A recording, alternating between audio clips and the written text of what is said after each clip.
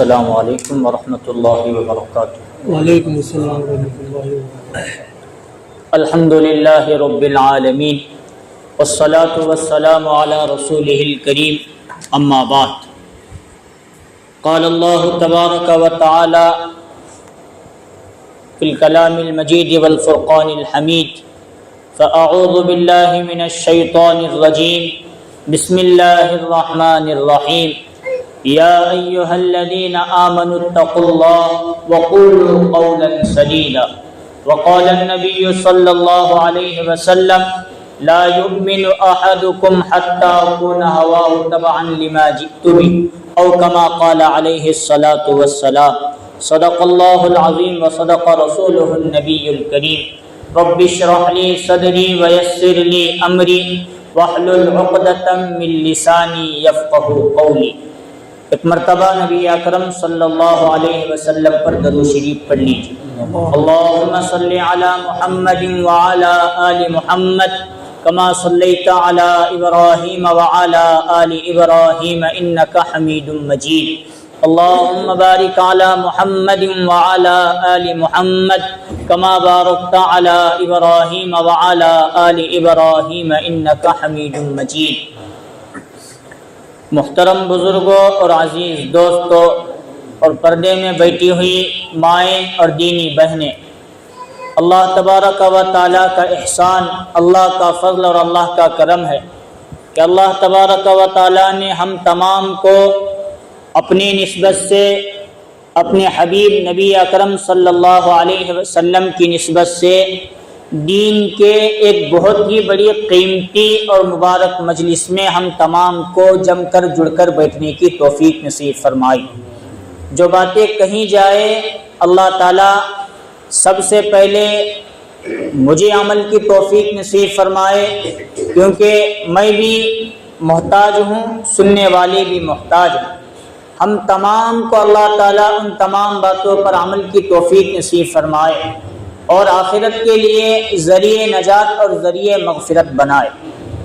بزرگوں، دوستوں اور عزیزوں، اللہ تعالیٰ کی بہت ساری نعمتیں انسانوں پر ہیں، لیکن ان تمام نعمتوں میں سے سب سے بڑی نعمت یہ ہے کہ اللہ تعالیٰ نے ہم لوگوں کو ایمان دیا ہے کہ نہیں؟ سب سے بڑی نعمت کیا ہے؟ سب سے بڑی نعمت، اس کے بعد دوسرے نعمتوں کا نمبر آتا ہے۔ سب سے بڑی نعمت یہ ہے کہ اللہ تعالیٰ نے ہم تمام کو ایمان جیسی دولت سے، دین جیسی دولت سے مالا مال فرمایا۔ جس انسان کے، جس بندے کے زندگی میں دین ہوگا وہ دنیا میں بھی کامیاب اور آخرت میں بھی کامیاب ہوگا، اور جس انسان اور جس بندے کے زندگی میں دین نہیں، ایمان نہیں، وہ دنیا میں بھی ناکام اور آخرت میں بھی ناکام ہو جائے گا۔ ایمان یہ بہت بڑی نعمت اللہ تعالیٰ نے ہم تمام کو نصیب فرمائی ہے۔ اس کا ہم کتنا شکریہ اللہ کا بجا لائے، پوری زندگی اگر سجدے میں پڑے رہے پھر بھی وہ ہمارے لیے اس نعمت کے شکریہ میں بہت کم ہے۔ مشکات شریف کے اندر ایک حدیث موجود ہے جس میں نبی اکرم صلی اللہ علیہ وسلم فرماتے ہیں کہ کل قیامت کے دن اللہ تعالیٰ ایک بندے کو اپنے پاس بلائیں گے اور اس سے کہیں گے کہ دنیا میں تکلیف کیا ہوتی ہے، پریشانی کیا ہوتی ہے، مصیبت کیا ہوتی ہے، وہ کبھی تجھے معلوم ہے کیا؟ وہ بندہ کہے گا اے اللہ، دنیا میں سب کچھ تو نے مجھے دیا تھا، کبھی درد سر مجھے کبھی نہیں ہوا، کبھی بخار نہیں آیا، کبھی میرے پیروں میں کانٹا تک نہیں چبھا، سب کچھ تو نے مجھے دیا ہے۔ حضور فرماتے ہیں سب کچھ اس بندے کے پاس تھا، لیکن جو نہیں تھا وہ اس کے پاس دین نہیں تھا اور ایمان نہیں تھا۔ اللہ فرشتوں کو حکم دیں گے اسے جہنم کے اوپر سے ایک نظارہ کرا کر، جہنم سے اوپر ایک چکر لگا کر میرے پاس لے کر آؤ۔ فرشتے حکم کی تعمیل کریں گے اور جہنم کے اوپر، ابھی جہنم کے اندر بھی غوطہ نہیں بھیجا نہیں جا رہا، ہمیشہ داخل نہیں کیا جا رہا ہے، ایک جہنم کے اوپر کا چکر لگائیں گے، جہنم کا نظارہ کرا کے اللہ تعالیٰ کے دربار میں حاضر کر دیں گے، پھر اللہ واپس سوال کرے گا اب بتا تو نے اپنی جتنی بھی دنیا کی زندگی گزاری ہے کبھی چین سکون راحت معلوم ہے؟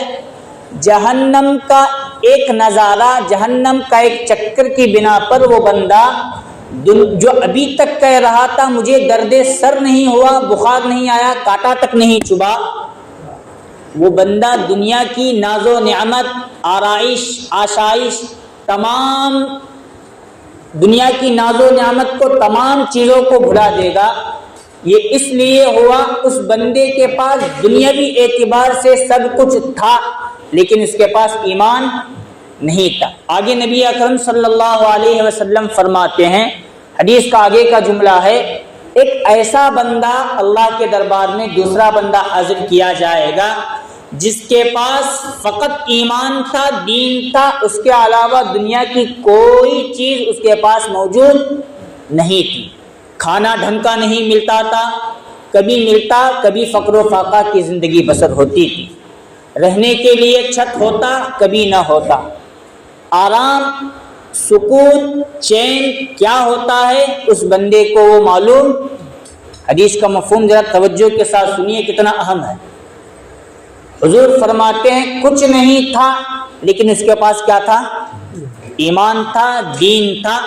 اللہ اپنے دربار میں پیش کریں گے اور پوچھیں گے دنیا میں کبھی تو نے چین، سکون، راحت نام کی بھی کوئی چیز دیکھی کہ اللہ تو ہر بندے کا حال جانتے ہیں۔ اس سے سوال کیا ہوا پہلے؟ کبھی دنیا میں تو نے پریشانی کا سامنا بھی کیا، یہ سوال تھا، لیکن اب یہاں کیا سوال ہو رہا ہے؟ تجھے کبھی دنیا میں چین، سکون، راحت بھی معلوم ہے؟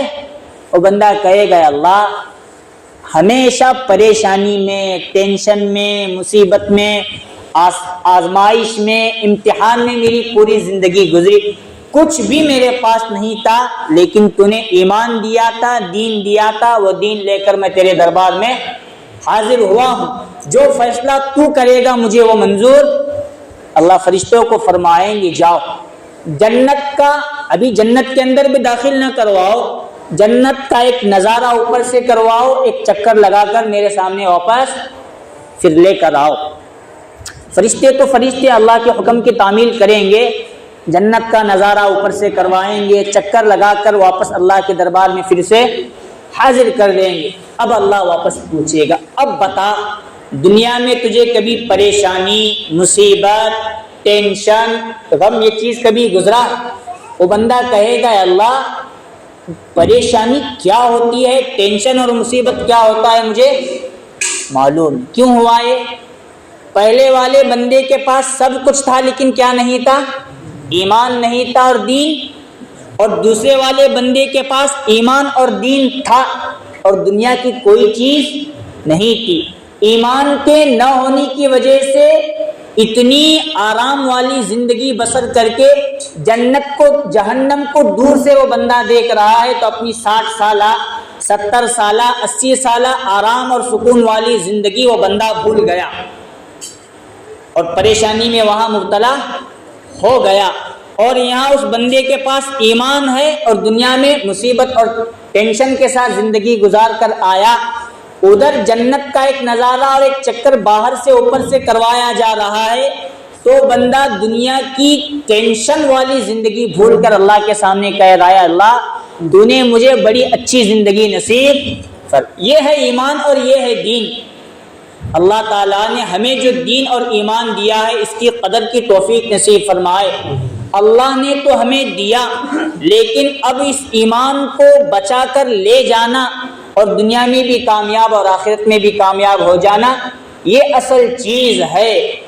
اور قرآن مجید میں اللہ نے فرمایا اللہ ولی الذین آمنوا، اللہ تعالیٰ ایمان والوں کا دوست ہے۔ کس کا؟ اللہ ولی الذین آمنوا، اللہ ان لوگوں کا دوست ہے جو اللہ پر ایمان لے آئے۔ اب ہم چاہتے ہیں کہ نہیں ہم بھی اللہ کے دوست ہو جائے اور اللہ بھی ہمارا دوست؟ اللہ تو اعلان قرآن میں فرما رہے ہیں اللہ ولی الذین آمنوا، اللہ ان تمام لوگوں کا دوست ہے جو اللہ پر ایمان لے آئے۔ اللہ تو ہمارا دوست، لیکن ہم اللہ کی کتنے دوست ہیں وہ اب دنیا میں اور آخرت میں ثابت کرنے کی ہم تمام کو ضرورت ہے۔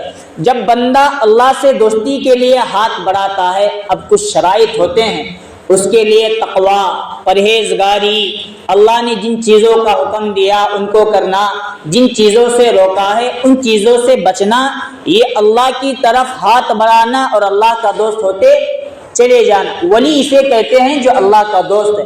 اولیاء کے اندر بھی درجات ہیں، مراتب ہیں، قطب ہیں، ابدال ہیں، اولیاء اکرام ہیں۔ یہ کب جا کر بنے؟ جب ان کے اندر اصل معنی میں اللہ کو راضی کرنے کا اور اللہ کے مطابق منشاہی زندگی چھوڑ کر رب چاہی زندگی گزارنے کا جذبہ جب ان کے اندر پیدا ہوا، انہوں نے دنیا کی ہر چیز کو چھوڑا اور اللہ کو راضی کرنے اور اللہ کو اپنا دوست بنانے اور خود اللہ اور نبی صلی اللہ علیہ وسلم کے دوست بننے کے لیے انہوں نے اپنی زندگی گزارنا شروع کی۔ تب جا کر وہ اولیاء اکرام بزرگان دین چمک کر حضرت مفتی صاحب کی طرح ہمارے سامنے بن کر کھڑے ہوئے۔ اس طرح ہم لوگوں کو بھی یہ خانقاہی مجلسوں کے ذریعے، ذکر کی مجلسوں کے ذریعے بتایا جا رہا ہے، اپنے ایمان کو صحیح اور درست کرنا، بچا کر لے جانا، اور اللہ جو ہم سے چاہتے ہیں کہ کس طرح زندگی گزارنے پر رب اور رب کا نبی صلی اللہ علیہ وسلم راضی ہوگا، اس طرح زندگی گزارنا، یہ خانقاہوں کے مجلسوں کے ذریعے، یہ دعوت و تبلیغ کی محنت کے ذریعے، یہ مدارس کے ذریعے ہمیں بار بار سکھایا جا رہا ہے۔ اور کمال کی بات، اللہ نے قرآن مجید میں جہاں جہاں بھی ایمان اور ایمان والوں کا تذکرہ کیا، وہاں ایک بہت ہی اہم بات یہ فرمائی، اے ایمان والو تقویٰ اختیار کرو۔ یا ایھا الذین آمنوا اتقوا اللہ وقولوا قولا سدیدا، اے ایمان والو اللہ سے ڈرو، سیدھی راہ چلو۔ یا ایھا الذین آمنوا اتقوا اللہ حق تقاتہ ولا تموتن الا وانتم مسلمون، اے ایمان والو اللہ تعالیٰ سے ڈرو جیسا کہ اللہ سے ڈرنے کا حق ہے، اور اس حال میں تمہیں موت آئے کہ تم مسلمان ہو، ایمان والے ہو، دیندار ہو۔ آگے قرآن مجید میں اور ایک مقام پر اللہ فرماتا ہے، یا ایھا الذین آمنوا اتقوا اللہ وکونوا مع الصادقین، اے ایمان والو اللہ تعالیٰ سے ڈرو۔ ایمان اور تقوی کا یہ بہت بڑا ربط ہے۔ جب اللہ نے پیدائشی طور پر ہمیں ایمان والا بنایا ہے، تو اب ہم لوگوں کے ذمے ایک بات یہ آ جاتی ہے، اللہ سے اگر زیادہ تمہیں قریب ہونا ہے تو تقوی کو تمہیں اختیار کرنا ہوگا، اللہ سے ڈرنا ہوگا۔ اللہ نے جو کرنے کا حکم دیا ہے ان کو کرنا ہوگا، اور جن چیزوں سے اللہ نے روکا ہے ان تمام چیزوں سے ہمیں رکنا ہوگا، تب جا کر حقیقی معنی میں ہم اللہ تعالیٰ کا دوست بن سکتے ہیں۔ اللہ تو ہمارا دوست بن چکا، نبی صلی اللہ علیہ وسلم ہمارے دوست بن چکے۔ اگر ہم صحیح معنی میں تقوی کو اختیار کریں گے، اللہ سے ڈریں گے، اپنی من چاہی زندگی چھوڑ کر رب چاہی زندگی گزارنے لگیں گے، تب ہم تقوی کے مقام تک پہنچیں گے۔ اللہ ہمارا شمار متقیوں میں فرمائے گا، اللہ ہم سے راضی ہو کر رضامندی کا سرٹیفکیٹ اور سند اللہ تعالی ہمیں دے گا۔ قرآن مجید کے ایک آیت میں اللہ فرماتے ہیں، ان اللہ مع الذین اتقوا والذین هم محسنون، اللہ تو ان لوگوں کے ساتھ ہے جو تقوی اختیار کرنے والے ہیں۔ تقوی، اللہ سے ڈرنا، یہ بہت بڑی چیز ہے۔ تقوی کہتے ہیں، تقوی کا ایک لغوی معنی سادہ اپنی گوٹی زبان میں دیکھے تو ڈرنا۔ اب انسان کئی چیزوں سے ڈرتا ہے کہ نہیں؟ ابھی وہاں کہاں بھی اندھیرا، بہت تاریک اندھیرا ہو، وہاں گئے تو بھی انسان ڈرتا ہے۔ تو اس ڈرنے میں اور اللہ کے ڈرنے میں کیا فرق ہے؟ انسان کبھی کبھار اپنے ماں باپ سے بھی ڈرتا ہے، کبھی کوئی اور چیزیں فطری ہیں، انسانی چیزوں میں داخل ہیں، ان چیزوں سے بھی ڈرتا ہے۔ لیکن اللہ سے ڈرنا یہ ہے کہ اللہ کی عظمت، اللہ کی اہمیت، اللہ کی محبت، اللہ کی الفت، اللہ کی عظمت و جلال کو دل میں رکھتے ہوئے ڈرنا، یہ ہے اللہ تعالیٰ سے حقیقی ڈرنا، اور اسی کو کہتے ہیں تقوی اختیار کرنا۔ ہم ایمان والے تو ہیں، ہم تقوی اختیار کریں گے تو اس کے فائدے یہ ہیں کہ ہم اللہ تعالیٰ کا دوست بن جائیں گے، اللہ ہمارا دوست بن جائے گا اور ہم اللہ کے دوست بن جائیں گے۔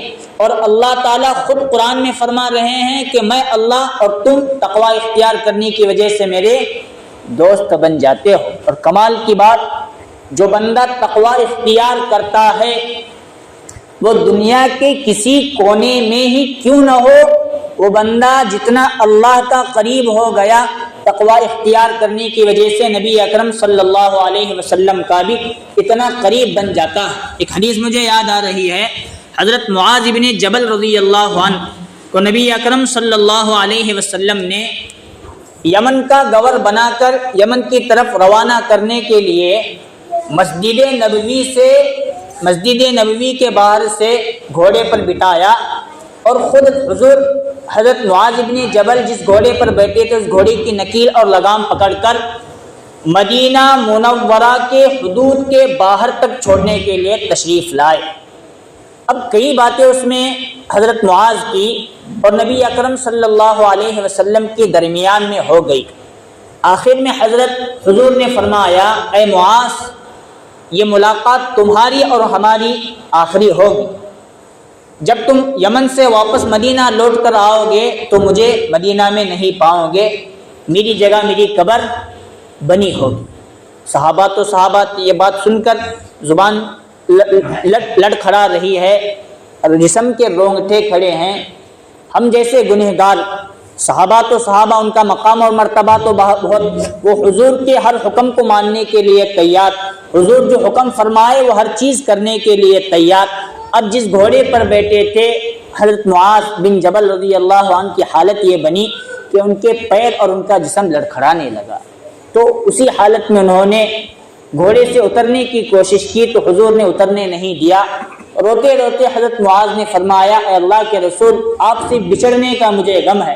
آگے آپ نے فرمایا، آپ تو دنیا سے بھی چلے جائیں گے، ہمیشہ ہمارے کے درمیان جدائی یہ ہو جائے گی۔ اللہ کے رسول، یمن کہاں، آپ کی قبر کہاں، یمن کہاں، آپ کی مبارک ذات کہاں، میں آپ کے قریب کیسے ہو سکتا ہوں؟ آپ تو مجھے اتنے دور یمن بھیج رہے ہیں، نہ بھیجے، میں آپ کے قریب رہنا چاہتا ہوں، آپ کی حیات میں بھی اور آپ کے وفات پانے کے بعد بھی۔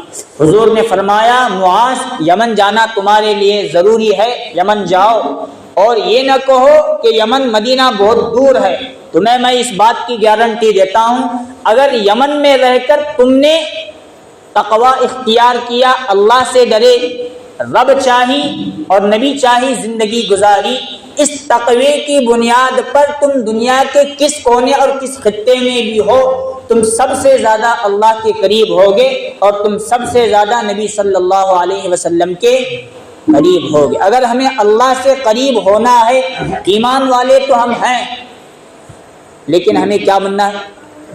تقوی اختیار کرنا پڑے گا۔ ہمارا نام محمد، احمد، محمود، حامد تو ہے، لیکن نبی صلی اللہ علیہ وسلم سے قریب ہونا ہے تو ہمیں کیا اختیار کرنا پڑے گا؟ تقوی اختیار کرنا پڑے گا۔ تقوی کے بہت سارے فوائد ہیں۔ پہلا فائدہ تو میں نے آپ کے سامنے بیان کر دیا کہ ہم اللہ کے سب سے زیادہ مقرب اور محبوب چنندہ بندوں میں اپنا شمار کروانے والے بن جاتے ہیں۔ دوسرا فائدہ یہ کہ نبی صلی اللہ علیہ وسلم کے بھی سب سے زیادہ قریب ہو جاتے ہیں۔ تیسرا فائدہ یہ، وَمَن يَتَّقِ اللَّهَ يَجْعَل لَّهُ مَخْرَجًا، جو بندہ تقوی اختیار کرتا ہے تو اللہ تعالی ہر مصیبت میں سے نکلنے کا راستہ نصیب فرماتے ہیں۔ چوتھا فائدہ، وَمَن يَتَّقِ اللَّهَ يَرْزُقْهُ مِنْ حَيْثُ لَا يَحْتَسِبُ، جو بندہ تقوی اختیار کرتا ہے، اللہ سے ڈرتا ہے، اللہ کے لیے اللہ نے بتایا جس راستے پر چلتا ہے، يَرْزُقْهُ مِنْ حَيْثُ لَا يَحْتَسِبُ، اللہ تعالیٰ ایسی جگہ سے رزق پہنچاتے ہیں جہاں سے آنے کا بھی انسان کو وہم و گمان بھی نہیں ہوتا۔ یہ ہے تقوی کے فوائد، اور تقوی اختیار کرنے کی وجہ سے ہم متقی بنے، وہ تقوی کا اثر ہماری اولاد کے اندر بھی آ جاتا ہے۔ حضرت عمر بن خطاب رضی اللہ عنہ کون ہے؟ بتانے کی آج ہمیں ضرورت نہیں، 22 مربع لاکھ میل کی مسافت پر مدینہ منورہ میں بیٹھ کر گویا اس وقت انہوں نے پوری دنیا یا پوری دنیا پر حکومت کی اور ہر نظام قائم کر کے ہمیں بتایا۔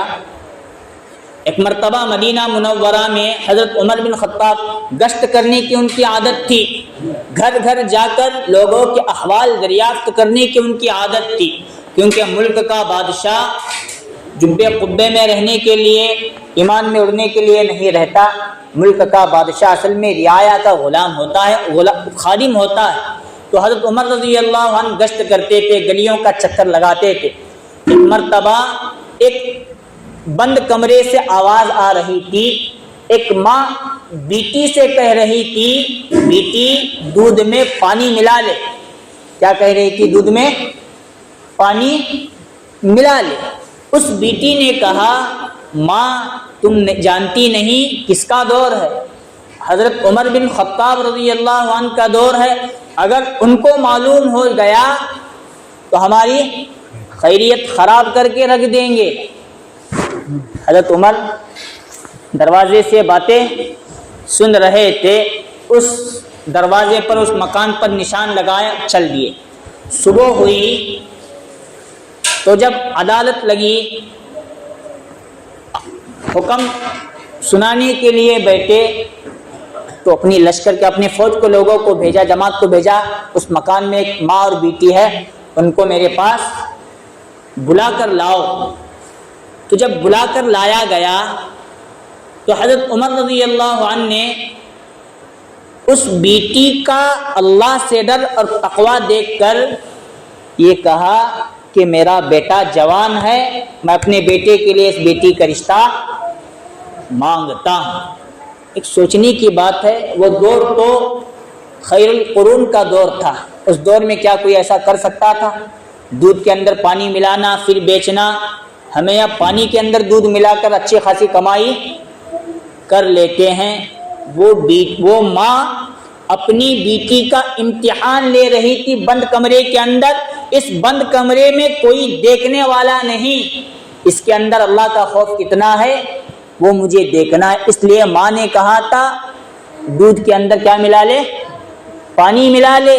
بیٹی نے یہ بتایا کہ حضرت عمر کا دور ہے، یہاں عدل و انصاف قائم ہوتا ہے، اس دور کے اندر کوئی چرندہ پرندہ بھی بھیڑ بکری پر حملہ کرنے کے لیے تیار نہیں۔ ایسے دور میں ہم اللہ کی نافرمانی بند کمرے میں بھی کر سکتے ہیں کیا؟ اللہ سے ڈرنے کا نتیجہ یہ ہوا، حضرت عمر رضی اللہ عنہ نے اس گھر میں اپنے بیٹے کا رشتہ کروایا۔ اسی وقت اللہ تعالیٰ نے یکے بعد دیگرے 2-3 نسلوں کے بعد حضرت عمر رضی اللہ عنہ کا ثانی حضرت عمر ابن عبدالعزیز رحمۃ اللہ علیہ کو پیدا کر کے حضرت عمر رضی اللہ عنہ کا 10 سالہ جو دور خلافت گزرا تھا، جو عدل اور انصاف والا، یہی تقوی کی برکت سے چند سالوں کے بعد پھر حضرت عمر ابن عبدالعزیز رحمۃ اللہ علیہ نے وہ دور خلافت کو قائم کر کے ہم لوگوں کو دکھایا۔ تقوی اس بیٹی کے اندر تھا تو بعد میں جا کر نسلوں میں ایسے اولیاء اور بزرگان دین پیدا ہوئے ہیں۔ حضرت عمر رضی اللہ عنہ کا اور ایک واقعہ ہے، ایک مرتبہ کسی دور دراز علاقے میں سفر کر رہے تھے، تو جو توشہ لے کر وہ گئے تھے ختم ہوا ہوگا، تو ایک بکریاں چرانے والا پہاڑ پر بکریاں چرا رہا تھا۔ حضرت عمر رضی اللہ عنہ نے اس سے کہا ایک بکری مجھے دے دے، اس کا دودھ دھوتا ہوں، تو بھی پی لینا اور میں بھی پی لوں گا۔ اس بکری کے چرواہے نے کہا حضرت یہ بکریاں میری نہیں ہے، میں تو خادم ہوں، میں تو غلام ہوں، میں تو بکریاں چرا رہا ہوں، کسی اور کی وہ بکریاں ہیں۔ اب حضرت عمر رضی اللہ عنہ امتحان لینے کے لیے کہنے لگے کہاں یہاں تمہارا مالک ہے، دے دو، تھوڑی بہت اجرت میں دے دوں گا دودھ کا، وہ لے لینا، تم اپنا گزر بسر کر لینا۔ اس بندے نے کہا حضرت اس کا میں مالک نہیں ہوں، اس کا مالک کوئی اور ہے، میں تو خادم اور غلام ہوں، میں بکریاں چرا رہا ہوں، میں دے نہیں سکتا۔ اور حضرت عمر رضی اللہ عنہ نے امتحان لینے کے طور پر کہا کہ دیکھ لے چلچلاتی دھوپ ہے، یہاں تجھے دیکھنے والا کوئی مالک بھی نہیں ہے، ایک بکری مجھے دے دے، بکری کی مکمل قیمت میں تجھے دے دیتا ہوں، اور جب تیرا مالک تجھے پوچھے 100 بکریاں لے کر گئے تھے، 99 بکرے تو لے کر آئے، ایک بکری کہاں گئی تو بتا دینا۔ بھیڑیا آیا اور بکری کو لے کر چلا گیا۔ یہاں کون دیکھنے والا ہے؟ یہاں تیرا مالک دیکھنے والا نہیں، میں ہوں، تو ہے، تو بھی نہ بتانا اور میں بھی۔ وہ بندہ حضرت عمر رضی اللہ عنہ کو پہچانتا نہیں تھا۔ اس بندے نے کہا این اللہ این اللہ این اللہ، اگر مالک نہیں دیکھ رہا تو اللہ تو دیکھ رہا ہے، اللہ تو دیکھ رہا ہے، اللہ تو۔ یہ تقویٰ اس زمانے میں تھا ایک بکریاں چرانے والے غلام اور خادم کے اندر۔ تو ایسے لوگوں سے ہی اللہ تعالیٰ راضی ہوتا ہے۔ ایسے ہی لوگوں کے بارے میں اللہ نے فرمایا یا ایھا الذین آمنوا اتقوا اللہ وقولوا قولا سدیدا، یا ایھا الذین آمنوا اتقوا اللہ حق تقاته ولا تموتن الا وانتم مسلمین۔ یہ چیزیں تقویٰ ہمارے اندر کب آئے گا؟ اس کا راستہ بھی اللہ تعالیٰ نے قرآن مجید کے ذریعے ہمیں بتایا، یا ایھا الذین آمنوا اتقوا اللہ وَكُونُوا مَعَ الصَّادِقِينَ، اے ایمان والو اللہ تعالیٰ سے ڈرو اور سچوں کے ساتھ رہو۔ کن کے ساتھ رہو؟ سچوں کے ساتھ ہم رہیں گے، خود بخود اس صحبت کا اثر ہماری زندگیوں پر اور ہمارے پورے کے پورے جسم پر پڑے۔ اب سچے ہیں کون؟ سچے ہیں علماء کرام، سچے ہیں بزرگان دین، سچے ہیں مدارس میں پڑھنے والے طلباء، سچے ہیں یہ خانقاہوں کی محنت کے ذریعے ہمیں یہاں تک لا کر ذکر اذکار کروانے والے، یہ لوگ اصل میں سچے ہیں۔ اولیاء کرام سچے ہیں۔ جتنا ہم ان کی صحبت اختیار کریں گے اصل معنی میں ہمارا تقویٰ بنے گا، ہمارا تقویٰ بننے کے بعد ہمارا ایمان بنے گا۔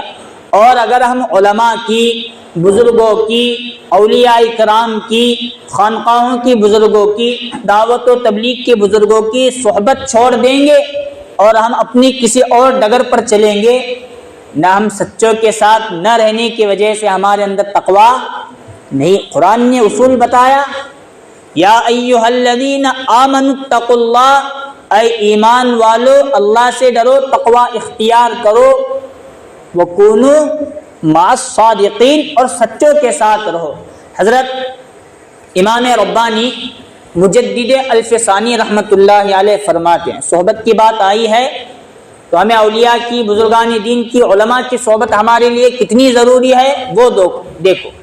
امام ربانی حضرت مجدد الفسانی رحمۃ اللہ علیہ کے ایک قریبی تعلق رکھنے والے شخص نے آ کر کہا، حضرت میرا قریب کا رشتہ دار انتقال کر رہا ہے تو بندہ ایمان والا، ذرا اس کی زبان سے کلمہ طیبہ ادا نہیں ہو رہا، آپ جائیے، شاید آپ تو بڑے ولی ہیں، اولیاء میں آپ کا بڑا شمار اور مقام و مرتبہ، مجدد ہیں، وقت کے مجدد الفسانی ہیں، آپ تشریف لائیے، اس بندے پر ذرا توجہ ڈالیے اور اسے کلمے کی تلقین کیجیے۔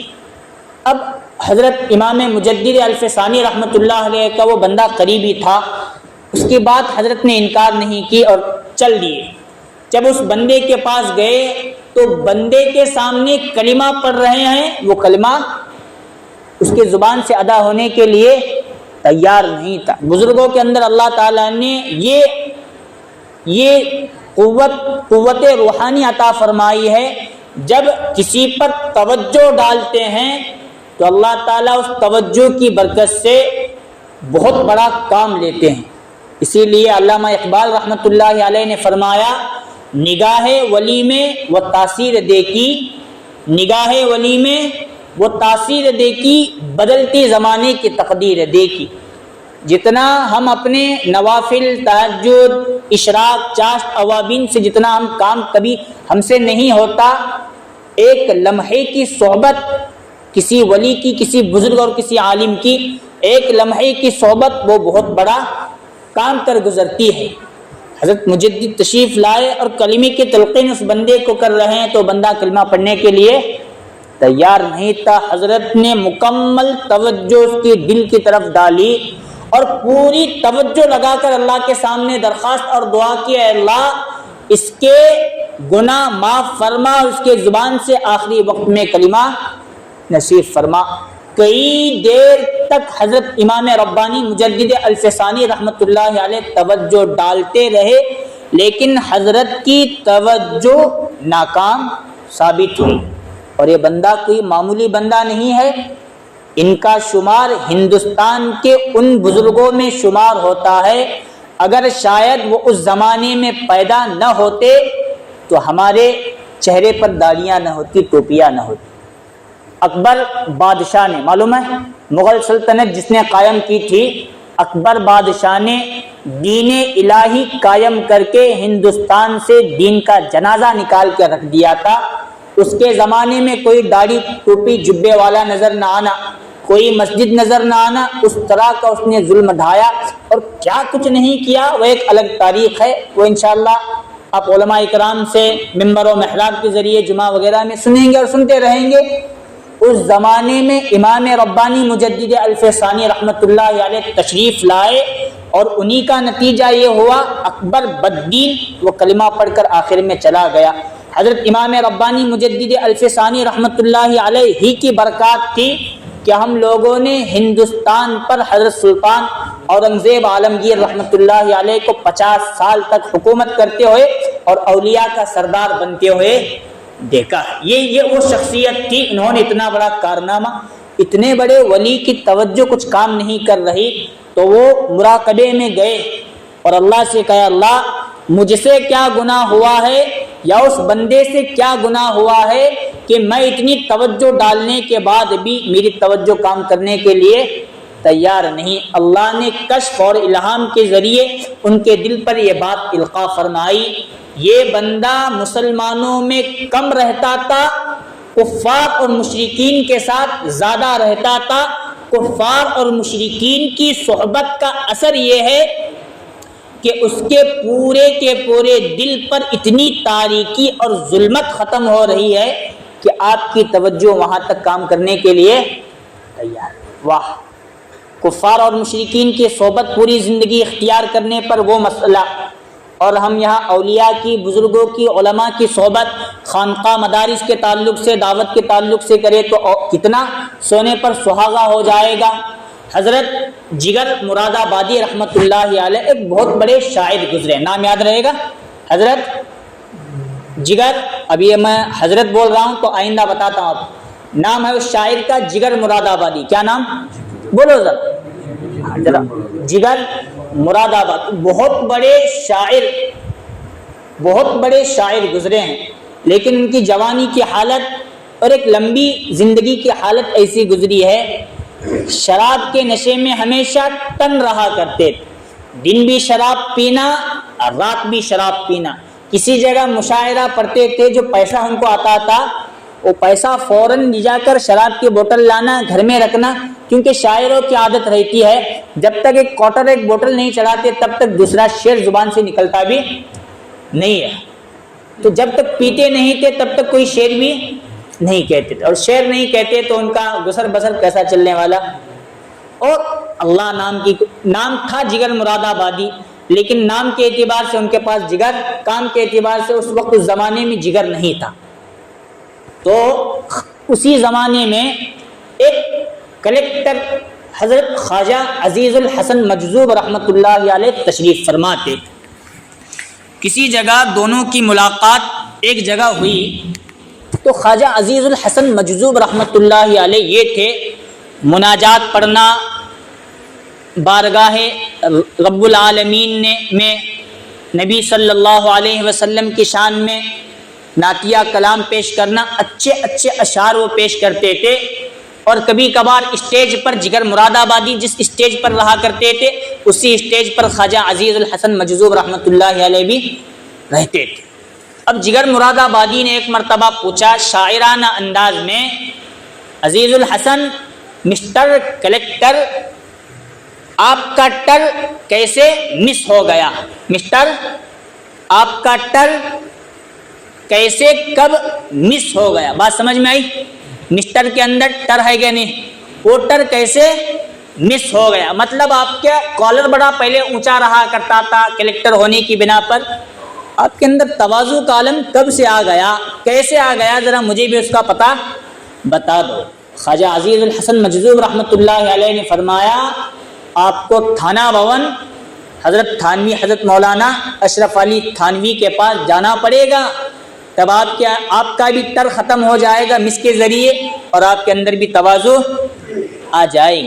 اس بندے نے کہا بزرگوں کے پاس جانے کی میری تو اوقات نہیں ہے، میں تو بڑا گنہگار بندہ ہوں، لیکن پھر بھی حضرت عزیز الحسن مجذوب رحمۃ اللہ علیہ نے سمجھایا جاؤ، دنیا بھی بنے گی اور آخرت بھی بنے گی۔ بڑی التجا اور درخواست کے بعد جگر مراد آبادی رحمۃ اللہ علیہ مان گئے اور مان کر کہنے لگے میں تو جاؤں گا، لیکن ایک میری شرط رہے گی، مجھے شراب پینے کی عادت ہے، میں نے چھوڑنے کی بڑی کوشش کی، کبھی شراب مجھ سے چھوٹی نہیں اور مجھے لگتا ہے کہ موت بھی شراب ہی کی حالت میں آنے والی ہے، اس لیے ایک درخواست میری یہ رہے گی کہ تھانہ بھون حکیم الامت مجدد ملت حضرت مولانا اشرف علی تھانوی کے پاس بھی اگر میں گیا تو شراب میں پینے والا، یہ مجھے اجازت ہو۔ تو انہوں نے کہا میں واپس تھانہ بھون جاؤں گا تو وہاں جا کر بات کروں گا، اگر وہاں سے اجازت ملتی ہے تو آپ کو واپس وہاں آنے کی، آپ کو اپنے ساتھ لے کر چلا جاؤں گا۔ حضرت تھانوی کے پاس جب بات کہی گئی کہ اس طرح بندہ آدمی کام کا ہے، اسے کام پر لگانے کی ضرورت ہے، لیکن ایک شرط یہ ہے کہ وہ آپ کی خانقاہ کے اندر تھانہ بھون میں بھی آ کر پینا چاہتا ہے۔ تو حضرت نے فرمایا جو خانقاہ ہے میری وہ تو عام لوگوں کے لیے ہے، یہاں ذکر و اذکار نماز وغیرہ ہوتی ہے، میں یہاں تو ان کو اجازت نہیں دے سکتا، لیکن وہ بندہ میرا مہمان ہے تو میں اپنے گھر پر رکھوں گا۔ جب کافر بھی مہمان بنتا ہے تو اسے بھی اختیار ہوتا ہے، کوئی مسلمان بندہ بھی اگر مہمان بنتا ہے تو جو وہ کام کرنا چاہے وہ کر سکتا ہے، میری طرف سے انہیں اجازت ہے۔ خواجہ عزیز الحسن مجذوب رحمۃ اللہ علیہ دوسری مرتبہ ان سے ملاقات ہوئی، جگر مراد آبادی کو اپنے ساتھ لے کر تشریف لائے۔ جیسی ہی تھانہ بھون کے اندر پہنچے ہیں، غسل کر کے حضرت کے خانقاہ کے اندر بغیر نشے کے چلے گئے۔ حضرت نے جو توجہ ان پر ڈالی، جو نگاہ ڈالی، چند لمحوں کی صحبت اور چند لمحوں کی ملاقات ایسی ہوئی کہ اسی وقت جگر مراد آبادی رحمۃ اللہ علیہ نے ارادہ کیا مر جاؤں گا لیکن کبھی شراب کی طرف پلٹ کر بھی نہیں دیکھوں۔ انہوں نے کہا حضرت 3 دعا میں آپ سے کروانا چاہتا ہوں، وہ 3 دعائیں میرے حق میں کیجیے۔ حضرت تھانوی نے فرمایا بتائیے آپ کی 3 دعائیں کیا ہیں؟ انہوں نے کہا پہلی دعا یہ ہے کہ میں زندگی بھر شراب چھوڑ دوں، اس کے بارے میں میرے لیے دعا کی۔ حضرت تھانوی نے اللہ سے دعا کہ اللہ جگر مراد آبادی کو ہمیشہ شراب چھوڑنے کی توفیق نصیب فرما۔ دوسری دعا جگر مراد آبادی نے کہا میں یہ چاہتا ہوں کہ میرے چہرے پر اب سنت اور داڑھی آ جائے، اس کے لیے بھی دعا کیجئے۔ حضرت تھانوی نے وہ بھی دعا۔ تیسری دعا جگر مراد آبادی نے یہ درخواست کی کہ آپ میرے لیے یہ دعا کیجئے کہ میرا خاتمہ ایمان پر ہو جائے۔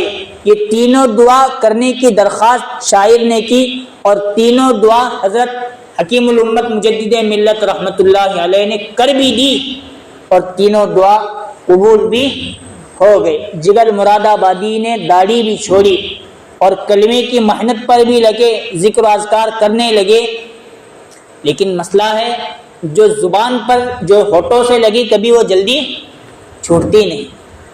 کئی دن تک، کئی مہینوں تک کنٹرول کیا کہ پی نہ سکوں، نہ پی، لیکن کبھی دل کہتا تھا ذرا پی لے، لیکن وہ کہتے تھے میں نے حضرت کے ہاتھ پر بیعت کی کبھی شراب نہیں پینے والا، بیعت ٹوٹ جائے گی، اس لیے پینا ترک کر دیتے تھے۔ اور آپ لوگوں کو معلوم ہے جب کوئی بہت پرانا شرابی شراب اچانک چھوڑ دیتا ہے تو بیمار، بہت خطرناک بیمار پڑ جاتا ہے۔ حضرت جگر مراد آبادی رحمۃ اللہ علیہ بھی بیمار ہو گئے تو ڈاکٹروں نے کہا ایک جھٹکے میں چھوڑنا نہیں چاہیے، تھوڑا تھوڑا کر کے چھوڑیے، تھوڑا آپ پی لیجئے، پھر چند دنوں کے بعد، چند مہینوں کے بعد واپس۔ جگر مراد آبادی نے کہا اگر میں تھوڑا پی لوں تو کتنے دن، کتنے مہینے باقی رہوں گا؟ ڈاکٹروں نے کہا ایک چند مہینے آپ باقی رہ سکیں گے، زندہ رہیں گے، طبیعت آپ کی اچھی رہے گی۔ جگر مراد آبادی نے کہا اس کے بعد کیا ہوگا؟ ڈاکٹروں نے کہا اس کے بعد تو آپ کو موت آنے والی ہے۔ جگر مراد آبادی نے کہا اگر پینے کے بعد چند مہینوں کے بعد موت آنے والی ہے، پینا چھوڑ کر توبہ کے ساتھ کلمے والی موت اگر آ جاتی ہے، تم اس بیماری میں مرنے کے لیے تیار۔ یہ ہے حضرت تھانوی سے اس بندے نے صحبت اختیار کی تو اللہ تعالیٰ نے وہ مقام انہیں نصیب فرمایا۔ اس کے بعد ایسے ایسے اشعار وہ لکھ کر اور پڑھ کر چلے گئے، جن اشعار کو پڑھ کر ہمیں یہ بات معلوم پڑتی ہے کہ وہ بندہ کتنا بڑا ولی بن کر چلا گیا ہے۔ سنا ہے کہ جگر ان کا ایک شعر ہے، ہاں چلو دیکھ آئے تماشا جگر کا، چلو دیکھ آئے تماشا جگر کا، سنا ہے کہ وہ کافر مسلمان ہوا ہے۔ کیا شعر کے اندر بیان کیا، پہلے میں کافر تھا، حضرت کی برکت سے اب مسلمان ہو چکا ہوں، اب میرے صحبت اختیار کرنے کے لیے بھی آ جائیں گے تو آپ کو میں حضرت تھانوی تک پہنچ۔ کیا حضرت تھانوی کی وہ نظر رحمت ہوگی، کیا نظر ہوگی، جو نظر اور توجہ ڈالی، جو صحبت دی، ایک شرابی اور ایک کبابی کو اللہ کا ولی بنا کر انہوں نے اس دنیا سے رخصت ہونے پر مجبور کیا۔ یہ ہوتا ہے، میں نے کہا یا ایھا الذین آمنوا اتقوا اللہ، اے ایمان والو تقوی اختیار کرو، وکونوا مع الصادقین، اور سچوں کے ساتھ رہو۔ سچے کون ہیں؟ سچے ہمارے حضرت مفتی صاحب ہیں، سچے علماء اکرام ہیں، سچے بزرگان دین ہیں، سچے اولیاء اکرام ہیں۔ ان کی صحبت اختیار کرنا، ایسی مجالس سنا ہے کہ مفتی صاحب الحمدللہ ثم الحمدللہ ابھی وہ جو کارگزاری ہمارے سامنے سنا رہے تھے، 1 سال سے ایسی مبارک مجلس کرندواڑ کے اندر ایسی مجلس لگا رہے ہیں، لیکن ابھی تک ہم لوگوں کے کانوں کے اندر جوں تک رونگنے کے لیے تیار ہیں، ہمارے پیشانی پر بل آنے کے لیے تیار ہیں۔ ایسی مجلسیں مہینے میں 1 بار نہیں، بلکہ میں تو کہتا ہوں ہفتے کے اندر 1 مرتبہ بھی ہو اور ہم اس میں شریک ہوتے ہو تو اللہ اس بات کا ضامن رہے گا، اللہ اولیاء اکرام میں شمار کرے نہ کرے، لیکن متقی بنا کر، سچا پکا ایمان والا بنا کر ہمیں اس دنیا سے اٹھائے گا۔ اس لیے ارادہ کریں گے آپ خود بھی ایسی مجلس جو ہر مہینے کے ہر شنیچر کو یہاں اسی جگہ مدرسے میں قائم ہوتی ہے، خود بھی آپ کو آنا ہے اور دعوت دے کر دوسروں کو بھی، اس کا بڑا فائدہ ہوگا۔ میں ایک بات بیان کرنا نہیں چاہیے حضرت مفتی صاحب کے سامنے، لیکن پھر بھی اجازت ہے مفتی صاحب۔ ہم لوگ وہاں دارالعلوم اشرفیہ میں پڑھا کرتے تھے، مولانا بھی ہمارے رشتہ دار ہوتے ہیں۔ کیا مولانا؟ حضرت مولانا کاتب صلاح الدین سیفی کا نام آپ نے سنا ہے، بہت بڑے اللہ والے، اللہ بڑے بزرگ ہیں۔ اب ہم مدارس کے بچوں سے کیا گناہ ہوتا ہوگا، وہ ہم علماء کی بات ہے۔ 3-4 مہینوں میں 1 مرتبہ ہم کچھ طلباء اکرام حضرت کاتب صلاح الدین سیفی ترکیسر ان کے خانقاہ میں جایا کرتے، جمعہ کے دن وہ مجلس ہوتی تھی۔ مجھے بات معلوم ہے اس مجلس میں 1 مرتبہ جا کر آنے کے بعد 3-3 4-4 مہینے تک ہم سے کوئی گناہ ہوا ہوگا، یہ ہم کو سوچنا پڑتا تھا۔ میں ہم لوگوں کی بات کر رہا ہوں، مدارس میں بھی کچھ تھوڑے بہت گناہ، انسان ہیں تو ہر ایک سے گناہ ہو جاتا ہے، کبھی نظر کسی جگہ اٹھ جاتی ہے، کبھی چغلی ہو جاتی ہے، کبھی غیبت ہو جاتی ہے۔ وہ ایک مجلس کی برکت یہ ہوا کرتی تھی، 2-2 3-3 4-4 مہینے ایسے گزر جاتے تھے کہ شاید میں نے کبھی کوئی کبیرہ بڑا گناہ کیا ہے، کبھی بیٹھ کر تنہائی میں مراقبے میں جا کر سوچنا پڑتا تھا۔ اب وہ مجلس کی رونق جب 3-4 مہینے کے بعد نہ جانے کی وجہ سے ختم ہوتی تھی تو پھر جانا پڑتا تھا تاکہ وہ سلسلہ در سلسلہ باقی رہے۔ یہ ہوتا ہے اولیاء کرام کی صحبت کا اثر۔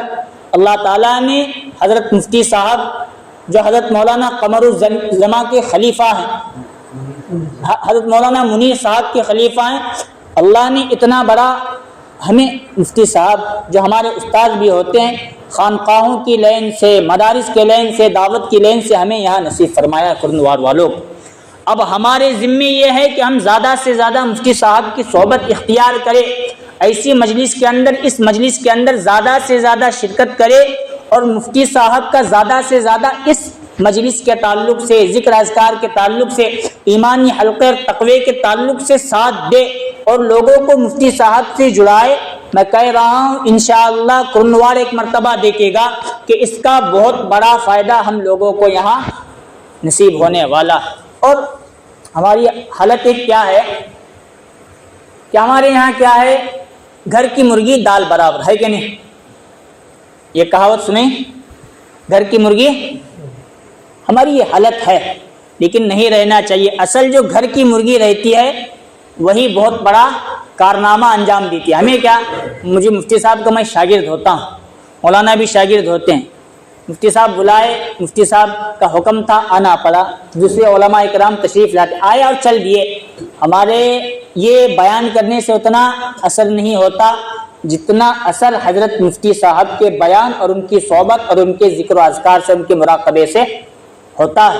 ہم زیادہ سے زیادہ فکر یہ کریں کہ ہم مفتی صاحب کی نسبت سے یہاں جمع ہو، کسی اور عالم کی نسبت سے ایسا نہیں۔ ہمارے وہاں بھی مولانا سے بھی مسئلہ پیش آتا ہے، ہمارے وہاں ایکسم میں بھی پیش آتا ہے، مولانا جمعہ کو دوسرے عالم کو ذرا بلاؤ تو ذرا اچھا رہے گا، شب برات میں بلاؤ تو اچھا رہے گا، شب قدر میں بلاؤ تو اچھا رہے گا، رمضان میں بلاؤ تو اچھا رہے گا، عید کے موقع پر تو ہمیں اپنے عالم کی قدر کرتے ہیں اور کیا کرتے ہیں، گھر کی مرغی دال برابر، انہیں تو بار بار ہتے ہی چاہے ذرا باہر کا رہا تو ذرا اچھا رہے گا، نہیں، باہر کا رہا کیا بولنے ہونا کیا نہیں بولنے ہونا وہ نہیں جمتا۔ سامنے والے عالم اور مفتی صاحب حضرت کے سامنے حالات رہتے ہیں کہ بندے کے کیفیت کیا ہے اور ان کے سامنے کیا بولنا، جب وہ بات لے کر بندہ فکروں کے ساتھ بیٹھتے ہیں تو اللہ تعالیٰ ایسے ایسے باتیں حالات کے موقع کے مناسبت سے کھولتے ہیں جو کبھی مطالعے سے بھی نہیں گزرا ہوگا، نظر کے سامنے سے بھی گزرا نہیں ہوگا۔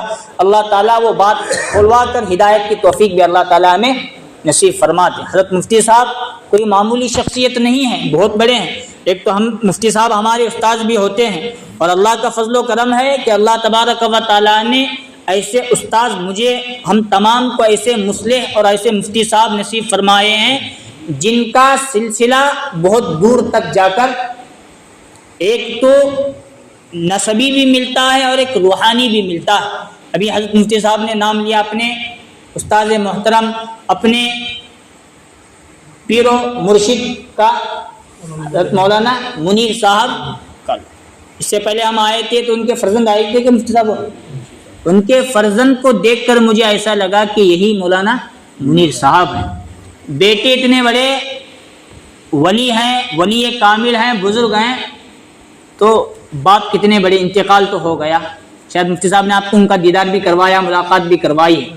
ایسے اولیاء یوں ہی نہیں ملتے، کوئی بھی ان کو پہلے سے وقت لینا پڑتا ہے۔ حضرت مفتی صاحب کسی کو ایک فون کرے کہ یہاں مجلس ہے، یہاں مدرسے کا جلسہ ہے، آپ کو تشریف لانا ہے، تو ہمیں جہاں تک معلوم ہے ایک فون پر وہ اپنا وقت نکالتے ہیں کہ حضرت مفتی صاحب نے ہمیں فون کیا، اس لیے ابھی ہمیں یہاں جائے، اتنے بڑے ہیں حضرت۔ اور حضرت کے جو والد صاحب تھے دارالعلوم دیوبند میں، دیوبند سے ان کی فراغت ہوئی، حضرت مولانا بشیر احمد صاحب، کیا نام؟ حضرت مولانا مفتی صاحب کے والد صاحب کا نام کیا ہے؟ بشیر احمد صاحب۔ ان کے بارے میں ہم نے پہلے بھی اس سے پہلے سنا ہے کہ حضرت مولانا بشیر احمد صاحب یا حضرت مولانا شیخ الاسلام حضرت مولانا حسین احمد مدنی کے شاگرد تھے۔ کن کے؟ حضرت مولانا حسین احمد مدنی۔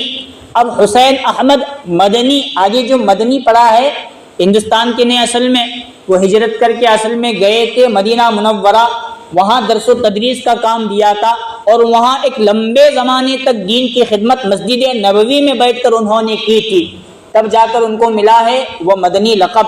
اس کے بعد آج بھی ہمارے سامنے حضرت مولانا ارشد مدنی ہے، حضرت مولانا محمود مدنی ہے، اور اسی طرح اس سے پہلے ایک جلسے میں حضرت مولانا نے بلوایا تھا حبیب اللہ مدنی صاحب مولانا کو۔ یہ بڑے بڑے اولیاء جو اکابرین آج بھی موجود ہیں، وہ ایک فون پر حضرت مفتی صاحب کے آ جاتے ہیں، وہ اس نسبت سے حضرت مفتی صاحب کا اعزاز اور اکرام فرماتے ہیں کہ ان کا سلسلہ دارالعلوم دیوبند سے جا کر لگتا بھی ہے، ہر اعتبار سے مفتی صاحب کی فراغت بھی وہی ہے، اور اسی طرح ان کے والد محترم حضرت مولانا بشیر احمد صاحب دارالعلوم دیوبند میں ان کا ایک مقام اور مرتبہ تھا، تمام اساتذہ حضرت سے بڑی رغبت اور محبت رکھا کرتے تھے، اور خاص طور پر حضرت مولانا حسین احمد مدنی ان سے پیار پڑا کیا کرتے تھے۔ اور بخاری شریف حضرت کے استاذ، ہمارے استاذ کے والد محترم نے سیدھا ان سے پڑھی ہے، ان کا نکاح بھی حضرت مولانا حسین احمد مدنی نے پڑھوایا ہے۔ تو اتنے بڑے حضرت مفتی صاحب اللہ تعالیٰ نے ہمیں یہاں دیا ہے، تو اب ان کی قدر، ان کی عظمت، ان کے ساتھ محبت اور الفت کے ساتھ پیش آنا ہمارے لیے بہت ضروری۔ یہ نہیں کہ مولانا یہ مہینے میں کون آنے والے، وہ مہینے میں کون آنے والے، نہیں۔